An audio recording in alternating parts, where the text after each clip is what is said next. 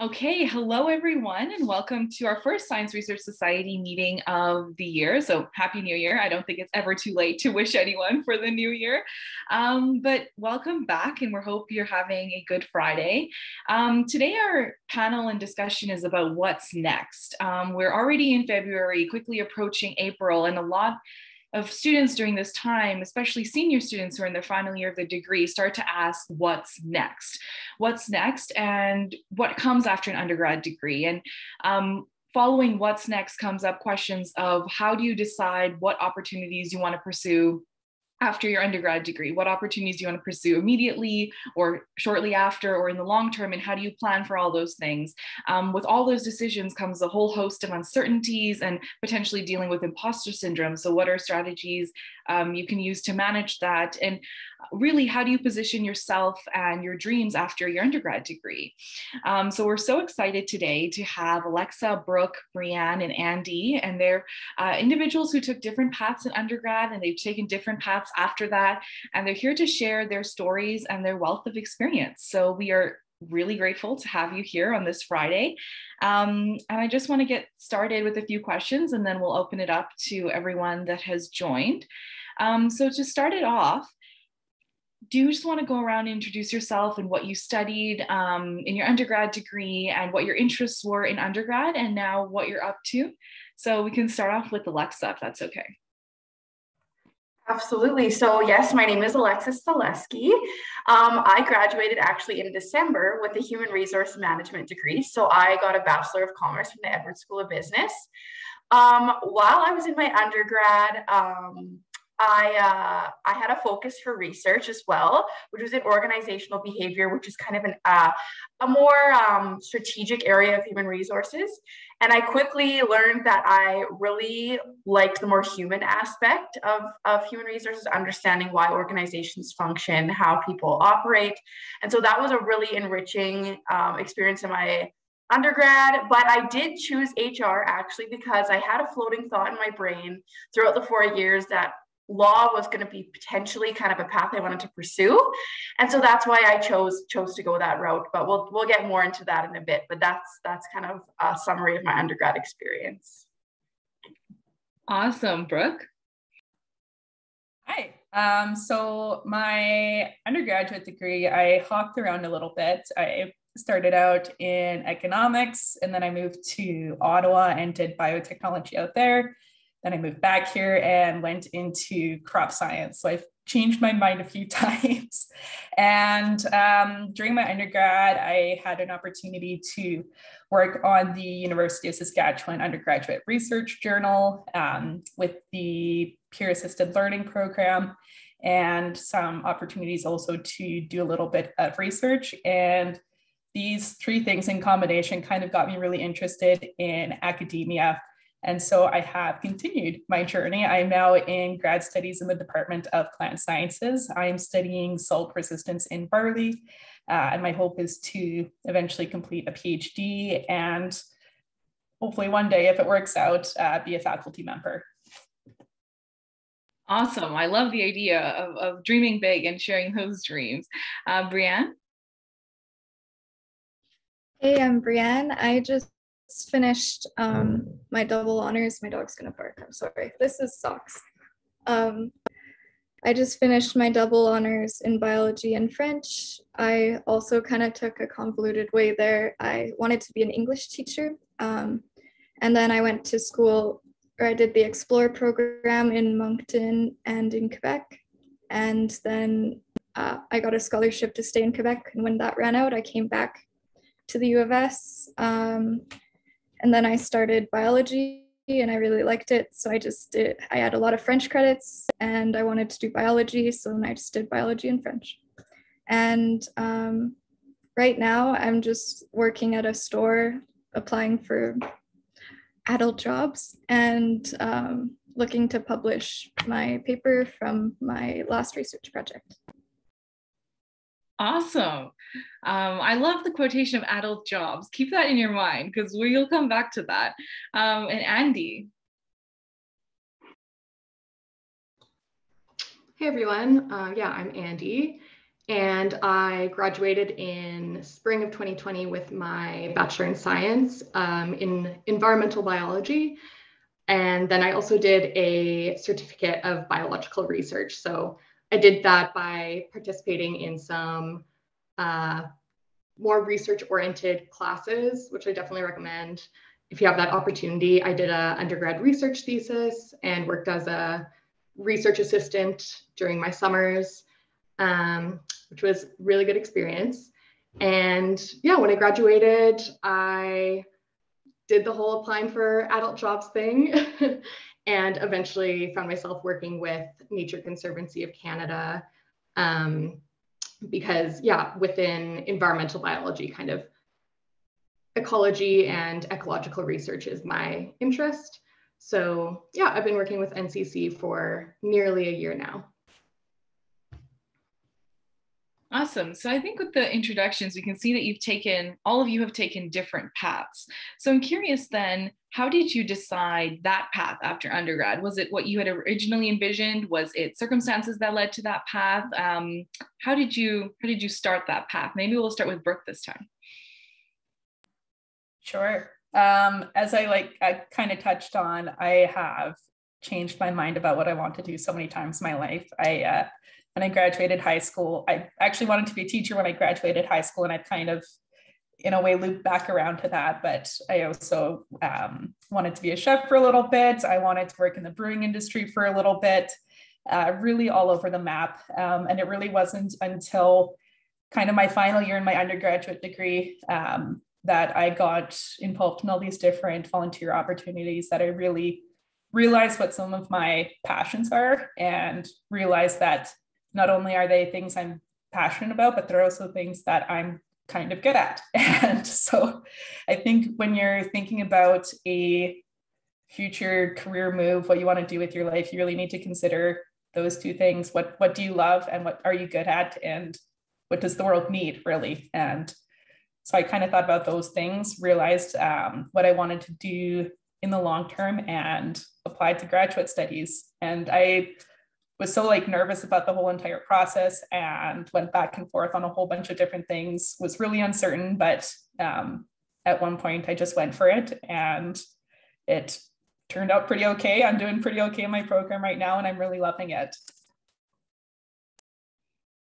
Okay, what about you, Breanne? So this is my path to where I am right now.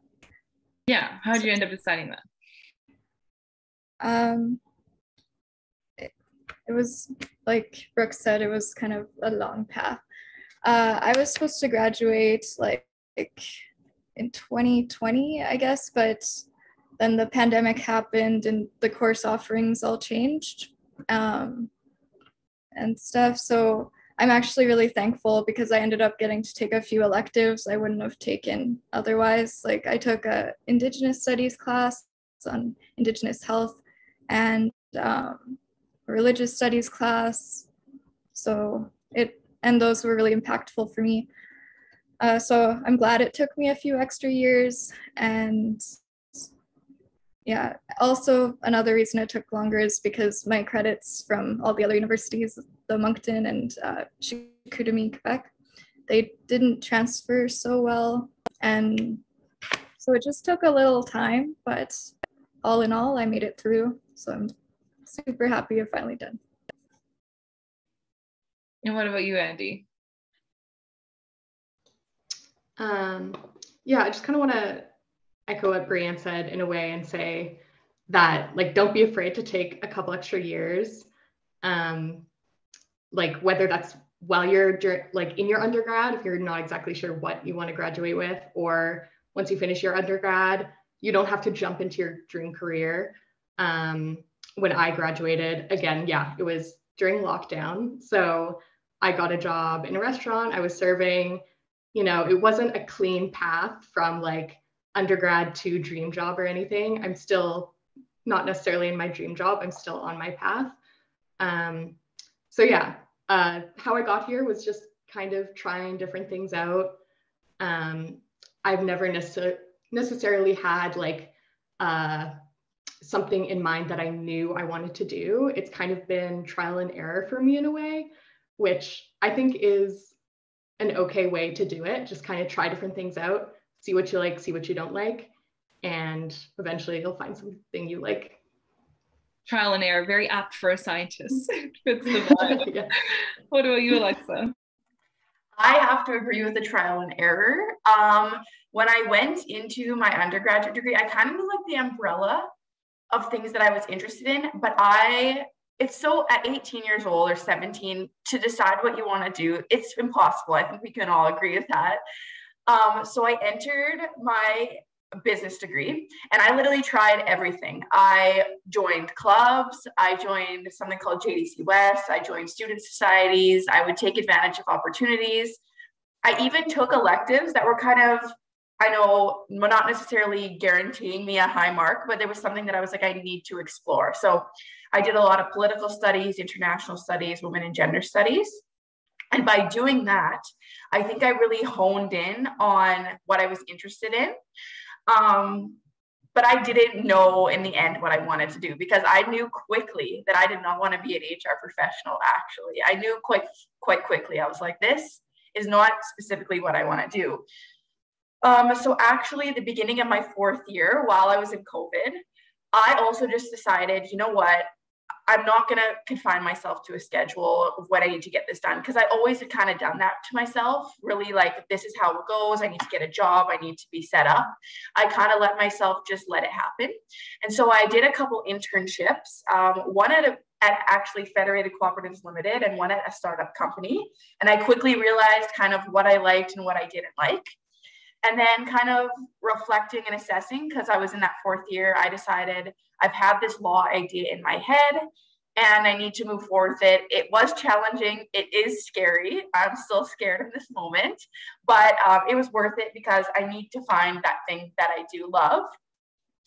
But in the meantime, I actually did get a job back at Federated Cooperatives Limited. I'm working as a talent acquisitions coordinator.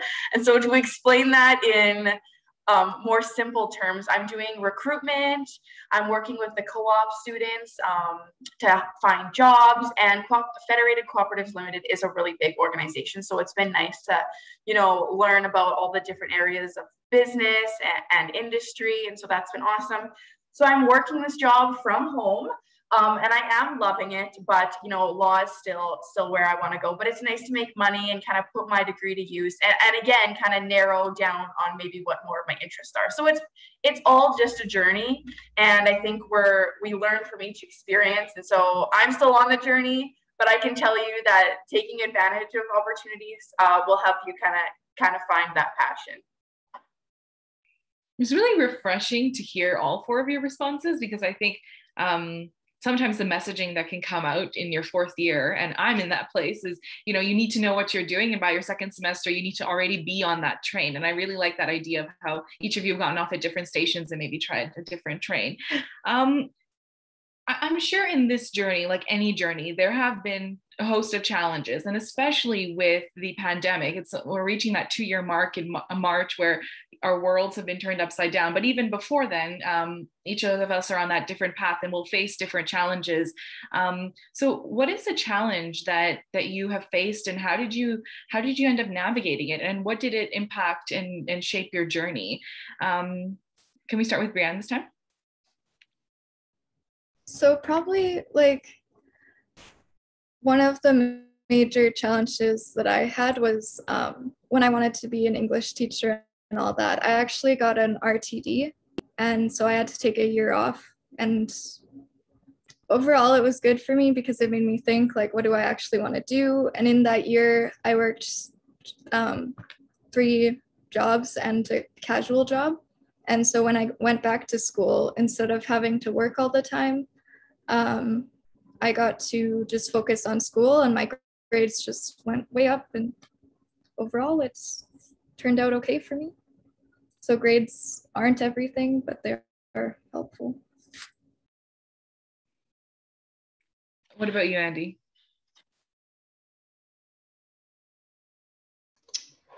I think one of the biggest challenges that came to mind for me was job searching right out of university, it's hard to strike that balance between like job postings wanting experience, but you don't really have experience because you just finished school. So just like applying for jobs on jobs on jobs and hoping you hear back.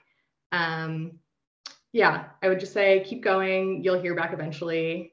Don't get discouraged if you don't get a reply, because there's not, depending on your field, there might not be a lot of postings right now, being COVID and everything. So just keep looking. It's a challenge we all face. So don't think it's you or your qualifications. It's a hard time to find a job. Did you always have that like keep looking mindset, or is it something that developed over time? I think it has maybe developed a little bit. Like when you first start job searching, it's really easy to be like, oh no, like maybe I just need more school or more experience.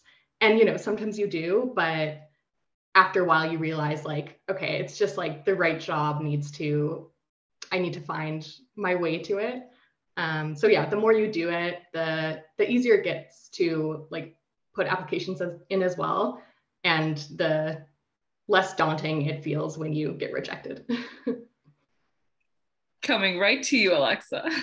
Right on cue with the message. Yeah, yes. And my message was just saying, apply for every and any job. Now that I'm working in HR and I am recruiting, I'm recruiting people in computer science and engineers and all over the industry. Apply. It really doesn't do you any harm.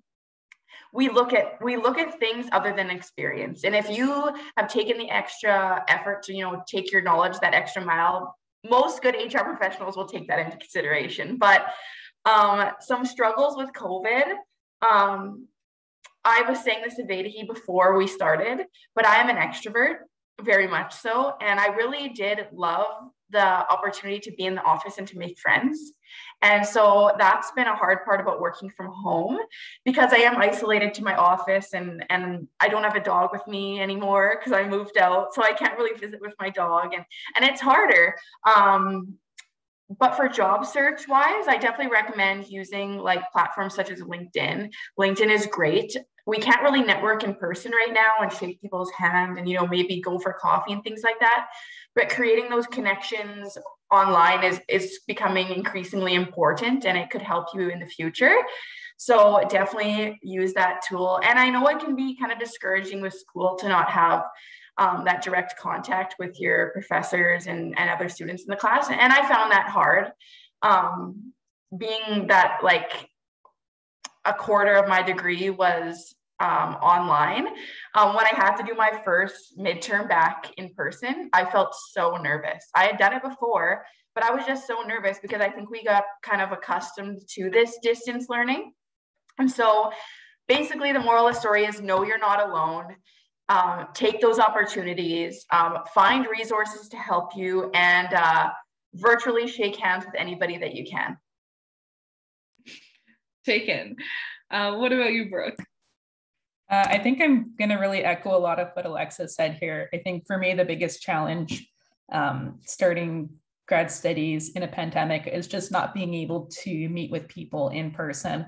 And so it's been challenging to kind of build relationships in the same way as you would if you were in person. And so the way that I've kind of been tackling that is just jumping on every opportunity you can get to, attend a meeting or attend a panel discussion like this one, or go to a conference, anywhere where you can like get your Zoom face-to-face with another person, and really asking questions and participating in those discussions in any way that you can.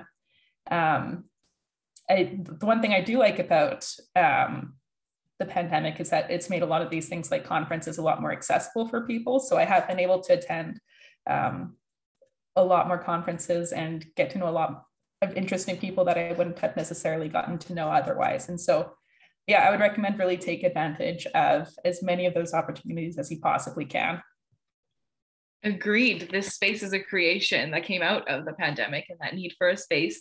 The next question follows up on the first one, but have any of you experienced imposter syndrome in either, choosing what you do after undergrad or in where you are right now on your journey? And I ask because I think that the prerequisite to any of these, any of the things of networking or reaching out or showing up is feeling confident in yourself. And yet imposter syndrome can really limit those things. And how do you find that worth and belonging? Because I think Andie mentioned it when you're applying and asking for more experience, or, always feeling the need to have more degrees or education under your belt. And how do you find that worthiness and belonging that we all deserve to feel in spaces that maybe are new to us, or that we're not as familiar with?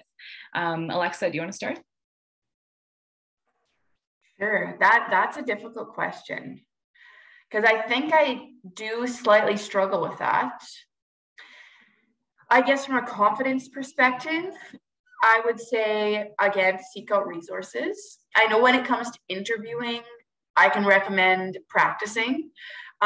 Just like anything, the way to get better is to practice. And so I would have interviews with my parents. I would have interviews with other students just to practice and to hone in, to feel more confident in my ability. And starting any new job is nerve-wracking, because as much as we learn in our undergraduate degree, I can promise you that when you get into the job site, you're going to learn so much, so fast, and you've never seen it before, and that's life. I think it's just important to remind yourself that you're not alone, that people have felt that before, to put in your best effort, to know that even if you're making mistakes, you're trying your best. And to ask for help and to seek out feedback. I know I have kind of a direct supervisor right now, and I let her know, like, please let me know if I'm doing something wrong, or if you like something. I appreciate positive and negative feedback so I can grow. But I definitely don't think there's a one-size-fits-all way to kind of cure that imposter syndrome. I think it's a little bit sometimes inevitable, but feel confident, know that you've put your work in, know that you're smart, that you are worthy of finding a really good job and pushing forward. Hopefully some of the other panelists can offer better advice, because I think this is a difficult question for sure. Well, thank you for taking a crack at it. What about you, Brooke? Okay, I will say I struggle big time with imposter syndrome. Actually, Vedi, when you asked me to be here today, I was like, oh, I don't know if I'm like smart enough. I don't think I'm a good enough speaker. I don't think I can do this. But yeah, so that's something I really struggle with a lot. A few things that I found help with it is, one, recognizing the kind of systemic cause, I guess, of imposter syndrome. It's really disproportionately affects women, and particularly women of color and queer women. And so kind of recognizing that aspect as a queer woman has helped me to break down, why do I feel this way? Is it legitimate to feel this way? Or is this just like a societal pressure thing? And then another thing that I found has really helped me is just getting to know successful people better. So I've become better friends with people that, I really admire and look up to, and recognizing that they feel just as much imposter syndrome as I do has really helped me with that. And then I guess the last piece of advice I have that's really worked out well for me is to let other people tell you no. And by that, I mean, don't tell yourself that you're not good enough to do something.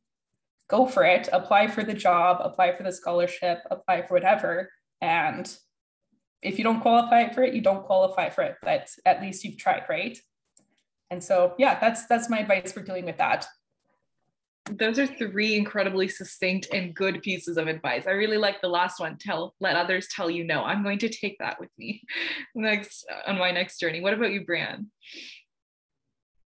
Yeah, I have a lot of imposter syndrome for sure, especially, and I'm sure Andie can also attest to this, in biology. People are like, oh, you have a biology degree, so you know like every anatomy, every kind of bird, every plant. Like they just expect you to know everything about every living thing ever. So yeah, as far as that goes, it is just learning to accept that like you don't have to know everything about everything. Even knowing, you don't have to know everything about your niche. Like you can learn. Another thing that helped me for interviews and things is that, you might not be the most qualified or the person, you might not know everything about what the job is about. But for instance, when I worked for Agriculture Canada, I didn't know very much about plants. I didn't know everything, but I did like a little research beforehand, just the basics. And I went into the interview and it was a panel of interviewers for a bunch of different labs and one person. And it was during the pandemic, so that was terrifying. And then I was just like my authentic self. I said, I don't know when I didn't know. And I took my answers and I just tried to figure them out without being like, yes, I know the answer is this. I said, I don't know, but if I was in that situation, I would probably do this, something kind of like that. And even though I said, I don't know, to almost every question, because it was just a bunch of trivia questions, essentially about plants and stuff, because I was myself and I was honest with them about how much I know, they still hired me. So I was really surprised and happy, and it was good. And I tried to take that with me into other interviews, because I used to just stress so much and be like, oh no, I'm terrible. I don't know anything. I don't have experience, blah, blah, blah. But now I'm just like, I don't know, but I'm going to have to learn if I get the job. So don't worry about it too much. So and I still have imposter syndrome, even though I try not to, I still always do, even to talk on this, because I feel like I don't know anything still. Well, thank you for sharing your experience. It's a really good story. Andie? So yeah, I'm the fourth out of 4 people to say I also deal with imposter syndrome. So let that help you. Everyone, not everyone, but a lot of people deal with it. So yeah, in my last couple of years of my undergrad, it was when I first kind of started experiencing it, because I had, a job and was doing my undergrad research with some researchers who I really admired. And I got the job myself, but after that, I felt like things just were kind of falling in my lap. Like my supervisor, asked me if I wanted to do a project under him, and they really, what I felt is they held my hand and, helped me along the way so closely, to a point where I felt like, oh, like I just got lucky. Like these things just fell into my lap. Like I didn't have to work for these. It just kind of happened to me. And I dealt with that for like probably up until I graduated, until I really had time to reflect on it and, think like, okay, looking forward, I can't always be feeling like my opportunities fell into my lap, because it's not true. Like you're always going to be the one who got you the opportunities. And if it is something like someone reached out to you instead of you having to reach out to them, which can feel more so like it fell into your lap because they asked you and you didn't necessarily have to do the work, but that just speaks to your character. So you still had to work for it. So yeah, something that helped me, which this probably sounds really cheesy, but just like writing out your accomplishments and reflecting on how you got them. Would recommend. I also love what Brooke said about talking to like the people above you or the people you admire. When I started at NCC, my supervisor, who I really admire, we had a conversation where she talked about her imposter syndrome throughout her grad school. And I was just like, oh, wow, like this amazing woman who I respect so much deals with the same thing as me. It's really validating. It is. I think the idea of sharing the experience and knowing that you're not alone is very, it's comforting in the oddest of ways. I remember the first time I came across like a female computer science teacher, it changed everything for me. And it was like I could start to see myself in the field that I hadn't, in a way that I hadn't before. Before we leap into questions from everyone else, the last one I want to touch on is Sometimes when we're going through our undergrad degrees, which can seem like long journeys, and you're kind of wondering, how does this class apply to what I'm going to do after? How have you been able to apply, or maybe not, your degree or parts of your degree to what you do day to day now? We'll start with Brooke.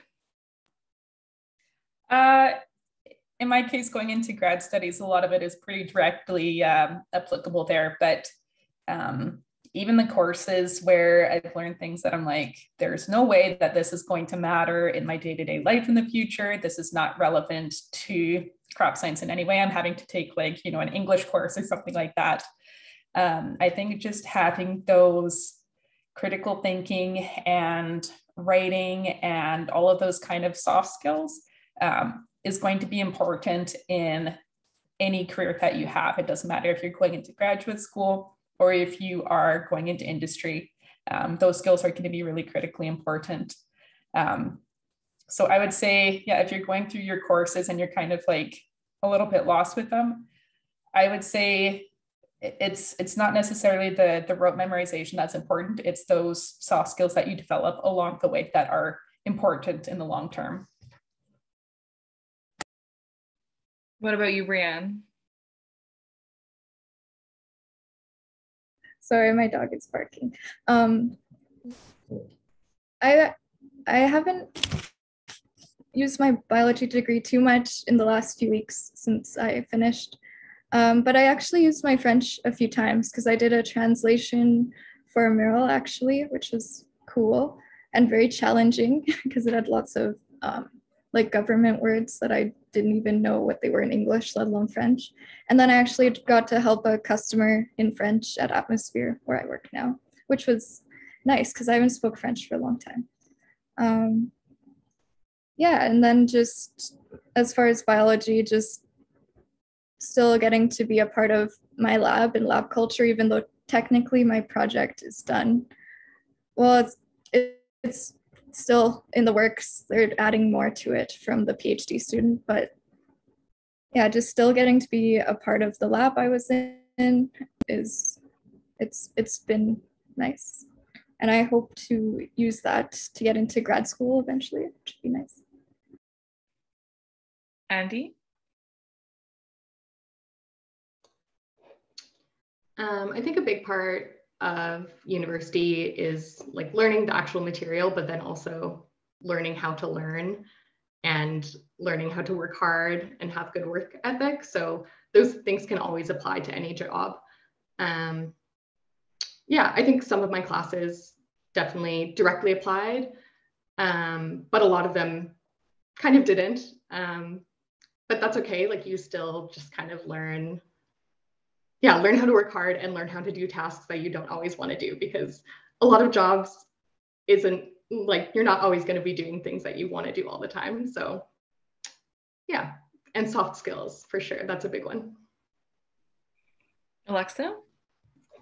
I really agree with Andie. I think that being in the job that I am now, I can't refer back to my undergrad degree and think, oh, they taught me this. And when I reflect, there's actually some classes that I'm like, why did I have to take that?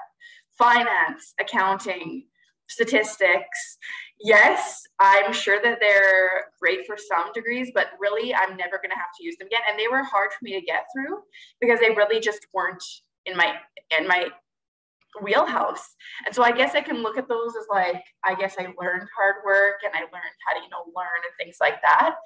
But I definitely don't think a lot translated to my job. There are some though. I think that, for example, women in gender studies really opened my eyes to be more inclusive, to understand my privilege, being that I'm working in an organization, learning to understand different people's perspectives, different people's, backgrounds. I think that's really translated. And so when you join a team or a department, you have a better appreciation for diversity.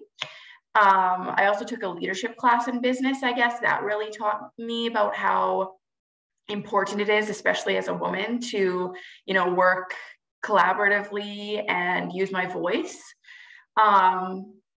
But I don't know that as a whole, my undergrad reflects the work that I'm doing and will in the future. But I do think that there is some more like fundamental aspects that I guess I learned from university, and gave me the confidence maybe more so to embrace kind of challenging situations. So I guess that's kind of how I feel about the connection between work and my undergrad. Mm-hmm. That's quite interesting, especially because I think we can look at like undergrad degree as like building a toolkit to use afterward, and those connections can be direct, but they can also be indirect or implicit. Okay, do we want to open it up to questions? If you have questions, you can drop them in the chat or unmute. We'd love to talk to you, or for comments or questions.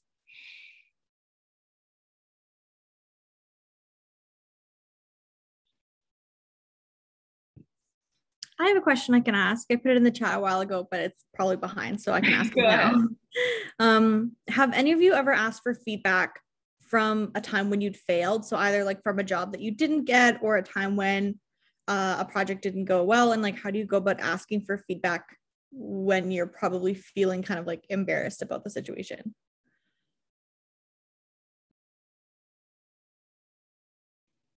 Go ahead. Anyone can take. I know I kind of typed something out, but I guess I could elaborate more. But I know that what I have been doing, being that, you know, I'm the person that unfortunately has to decline people and offer them a job. So I get a little bit of both sides, that I've been trying to, especially for students, when I'm declining them, maybe offering them a couple pieces of advice, not in a condescending way, but still offering them the opportunity to know that this was a learning experience and that they did get something out of it, right? Like they took the time to interview, but still providing them some, you know, learning. And so I'll usually just say things like, maybe next time, maybe, you know, focus on your attire, or practice the question, tell me about yourself, and things like that. But I know not everybody does that. I know not everybody just readily provides that feedback. So I think it's entirely okay. It actually, I think, shows that you are being critical of yourself and taking this as a learning and growing opportunity to ask that person and say, thank you for your time. Thank you for taking the time to interview me. I was just wondering, for my own personal development, what would you recommend I maybe improve moving forward? And they'll definitely take some time to offer some advice. And if they don't, their loss, I guess. Most people will. So definitely ask. I think that's really important, and I would definitely recommend that. I just add to that, even if you get the job, you can still ask for feedback on your interviews. I've done that before and gotten a lot of valuable feedback, and then it also looks really great to your supervisor. On work and stuff, my lab, what we do, which I really like, is no matter like what point you're at in your project, is that there's always a presentation every week, no matter like how bad your results are or what's going on, there's always a presentation, and then every person like provides you feedback so that by the time you get to your big presentation, you've had like feedback through like every single step, and it's really nice.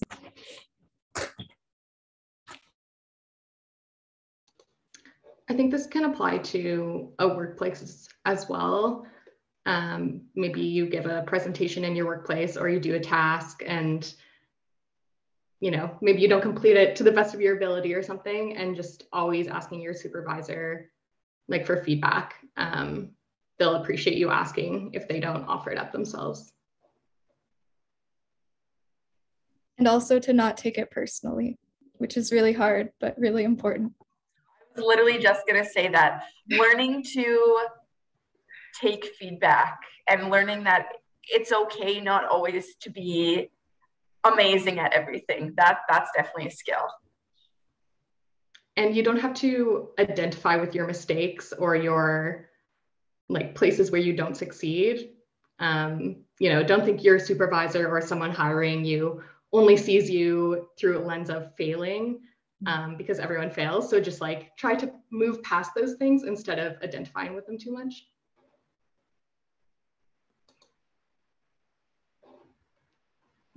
very wholesome answers.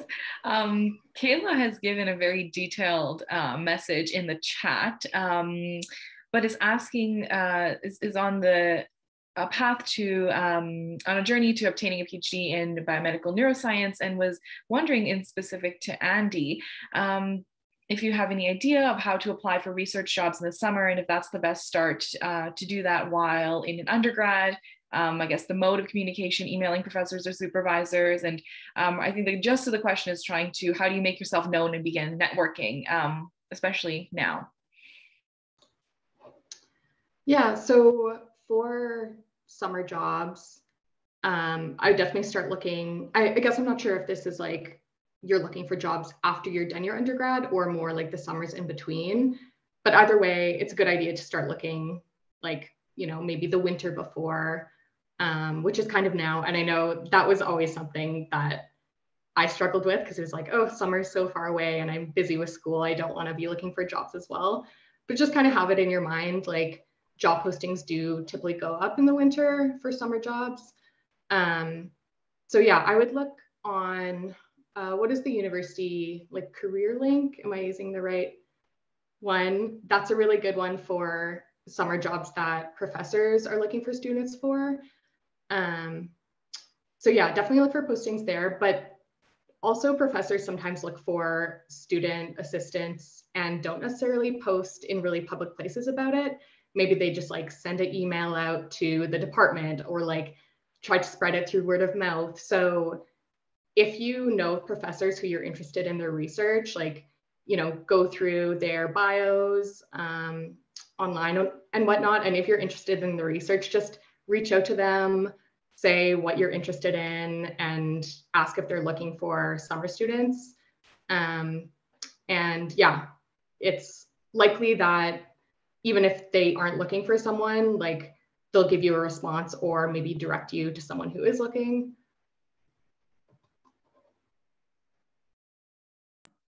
I'd also say get involved as much as you can in other aspects of research while you're on campus too. There's so many amazing opportunities on campus right now between the SURE program, USurge, the PAL peer mentoring program. These are all really great opportunities to get involved in kind of different aspects of research, publication, and teaching. So if you are hoping to one day be a professor and complete a PhD, then those are all things that are going to look really good on your applications and give you a lot of really great experience. That's kind of low stakes experience. Also, if you're friends with master's students and they need like help with things, it's very good experience to just be like, hey, you need someone to do this menial labor. Like for my friend who does cryobiology, I just like counted his cells for him and counts his experience, and he paid me, and it was great. Generally in general for like summer jobs, I definitely recommend FSWEP because it's one resume you send in and it applies to you for like all the jobs in the fields that you chose in the application, and it pays really well. It's the Federal Student Work Experience Program. So I'll type it in the chat too. I'll find the link. I know that business can be a little bit different, but I guess I can say my experience. I would look at what professors were teaching spring and summer classes, and then I would email them and say, hey, do you need a teaching assistant for this? Or do you need a research assistant for this role? And then if they said no, that's fine. But I almost always secured a teaching assistant role or a research assistant role for the summer. And so that's a very useful way of doing things. And then you have those connections. And then once I did that, that professor would ask me every single summer. So that was already set up. And I also use LinkedIn a lot. Just connecting with people that have similar interests as I do. When they post a job, I'm like, I'm connected. I know who you are. You know who I am. So it kind of gets your foot in the door. But those are my tips, I guess, for looking for summer jobs. I guess to quickly follow up on that, we'll start with Alexa on this one. How do you end up putting yourself out there? Like you mentioned LinkedIn, but is there some like quick tips you have with LinkedIn? Because I think it's different for every degree, but a really important part is making yourself known in some way. Yeah, absolutely. And you know what? I think LinkedIn is becoming more common in like all disciplines now because of COVID. I guess I can only speak to that because I did some interviews with computer science students and they are all on LinkedIn now, actually. But basically what LinkedIn is, it's like an interactive resume. That's essentially what it is. You put all your experiences in it, courses you've done, things like that. And then you could search up in the search bar, like biology, for example. And then a whole bunch of biologists will pop up or people that are in the field and you can connect with them. And you can see what they're posting and vice versa. So it's basically like virtual networking. And in an age where we can't go to events or socials and have those opportunities, I feel like it's a really good way to take advantage and to kind of highlight who you are as a person. So I know after this, when the link goes live, I can go onto my LinkedIn and say, had a great time at this event. If you want to watch, here's a link. And so that kind of adds to my virtual resume. And so I definitely recommend kind of getting on there. It's not discipline specific. It's moving forward as COVID's kind of becoming more it's dictating kind of how our world's operating. So that's what I kind of recommend. If you need a LinkedIn crash course, email me. I love it. I'm passionate about it, and I will help you through.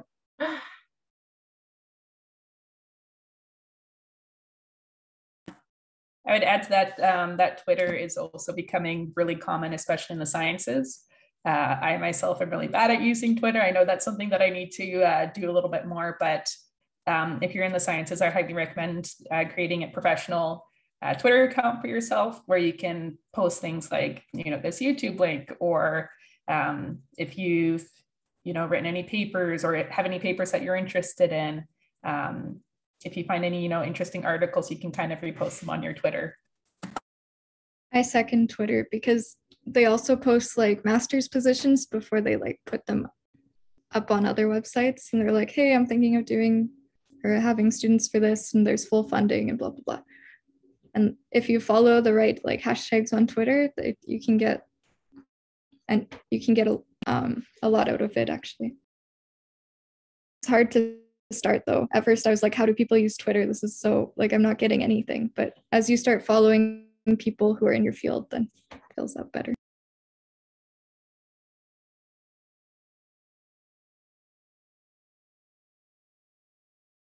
Does anyone have anything to ask? And it can be degree specific or anything that we've discussed today. It's quite open, or you can drop it in our chat. Alexa has offered for a LinkedIn crash course. We'll take you up on it. I guess while we're waiting for questions, a wrap-up question I had for all of you is, now that you've taken some distance from your time at undergrad, has your outlook about undergrad or university changed in any way? Andie, we can start with you if that's all right. Yeah, hugely. I remember when I was in my undergrad, my last couple of years, I had no idea what I was going to do after.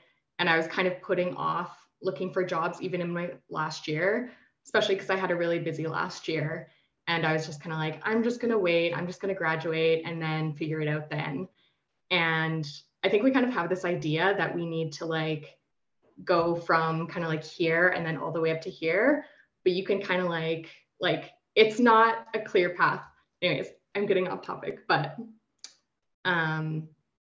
yeah. The space between like graduating and then, stepping away from school for a bit to like, yeah, I was working in a restaurant. I wasn't thinking about school or my studies at all.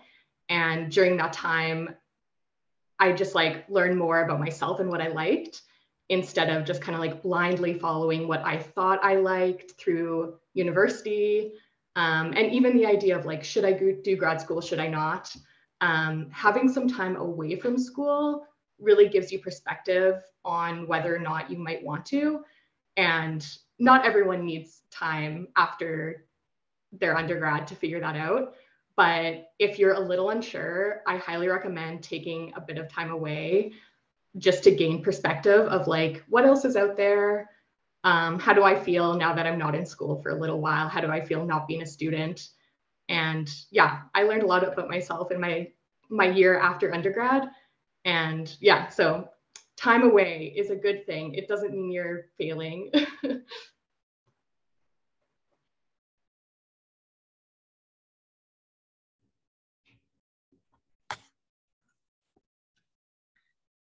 Go ahead, Breanne. I saw that you unmuted.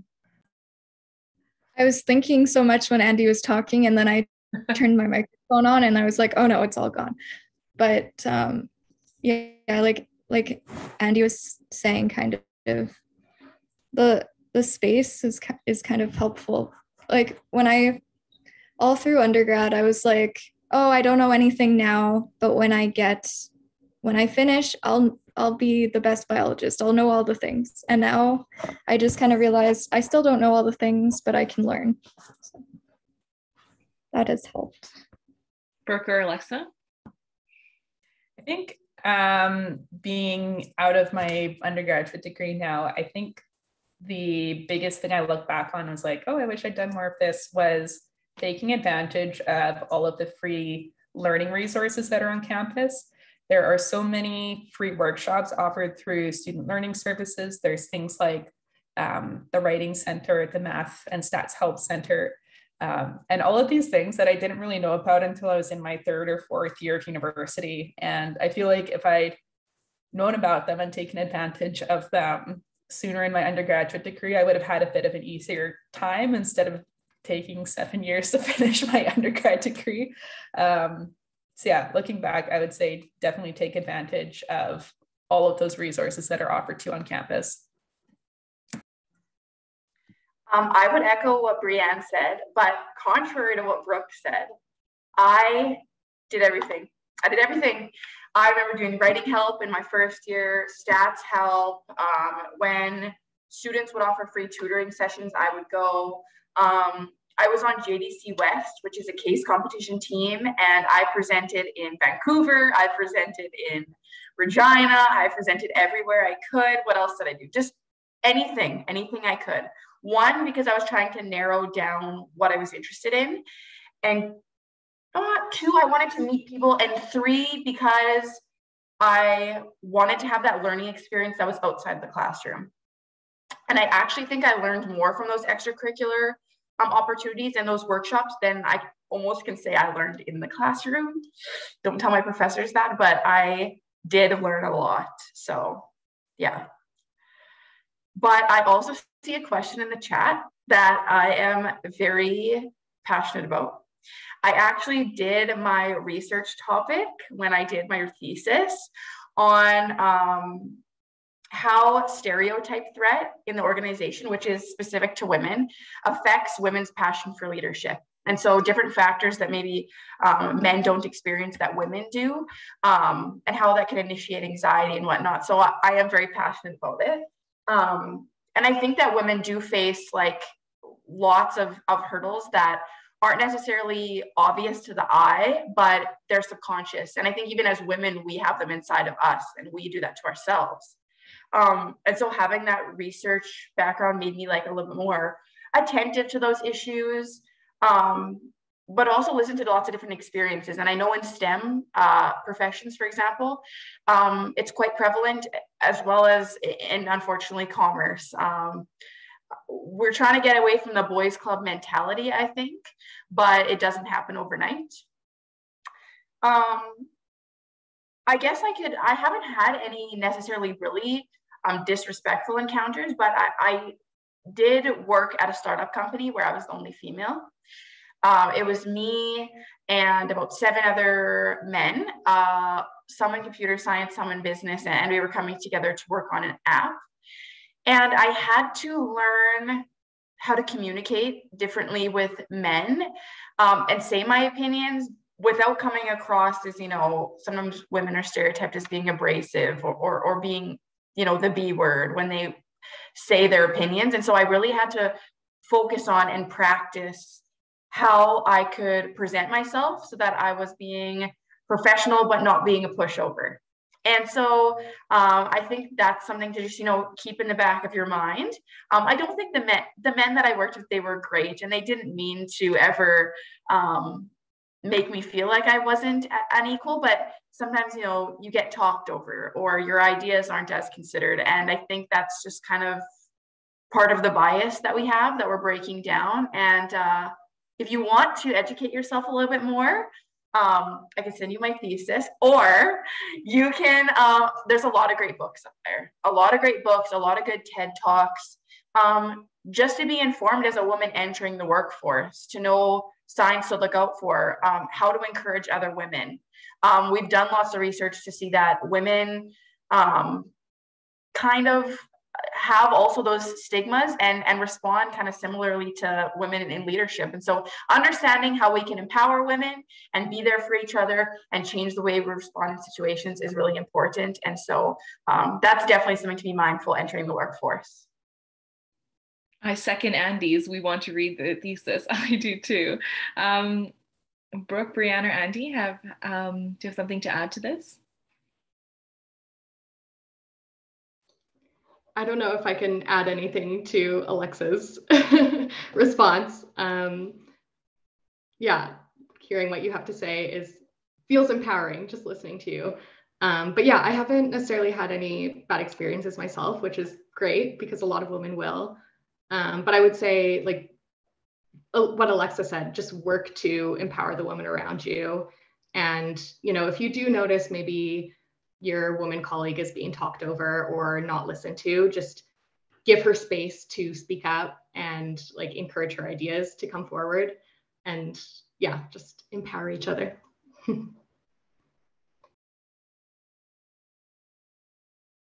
When I was in Kananaskis this summer working, this is a positive thing. It's not going to be a negative story. Our group, as well as all of the UFC group, except one of the supervisors, it was like entirely women. And it made me really happy because I'd never had that before. And I was like, it was interesting to have like 2 full groups of scientists that are all women, and it was great. I think for myself, I've been very fortunate that almost every single workplace and volunteer opportunity I've been part of has been mostly women, which has actually been really cool. And this year in my graduate studies, it's a bit different. My entire committee is all men. Most of the people I work with in the lab are men. And so it's been a real shift for me. And I definitely feel a little bit less confident voicing my opinions, which is kind of fucked up, pardon my French. So I would be really interested to read the thesis here. Maybe I can get some inspiration for how I can be more confident in these spaces. Honestly, this is a noteworthy thing. I actually one time did have a male reach out to me and ask me for articles and resources that I thought were valuable, because he said he wanted to be part of the change narrative. And so we need our male counterparts to also kind of jump on board. And so I thought that was pretty cool. It's definitely a conversation for everyone. And Breanne, thanks for sharing your different experiences. Yeah. I also used to think that in order to be taken seriously, I had to dress more masculine and not wear makeup and just wear makeup, but natural makeup and stuff. And I try to think, why do I feel to be professional, I have to dress more masculine and stuff. So I try to go against it now, but yeah, in the past, I definitely felt all that pressure. But yeah, I find though that people don't take my opinions as seriously on biology. Like I said in the chat, my partner, I was talking about something and then they kind of cut me off and asked him what he thinks. And I was like, he's never taken a biology class. He thinks hawks have teeth, and he thought my dog was the same family as a rodent, and you're asking for his opinion on biology? Okay. But they kind of assume he knows better. which kind of makes me sad. Well, it's really inspiring to see you pursue research, and we were in the same science class together, and I really enjoyed the critical thinking we did together. So you're redefining what it means to be a scientist. And I think that's really important that we redefine spaces. And I think Brooke had touched on it before, but really, I think acknowledging how systemic these issues are and the way we think, and it's not just an immediate consequences of our environments or even us, but it's a systemic challenge that requires a lot of institutional work to tackle. That leads us to the end of our hour. I want to thank Andie, Breanne, Brooke, and Alexa for your time and your honesty. This has felt like a breath of fresh air, and this resource will be online for people to come back to view. Thank you for all your advice and for sharing your experiences. I think that one of the best things we can do for each other is to share our experiences. So thank you so much for joining us. And thank you to all of you that came and listened and gave us an hour of your Friday. Have an awesome rest of your Friday, and we'll see you next week. And thank you so much for putting this all together. Yes. This was good. Thank you. Thank you. So nice to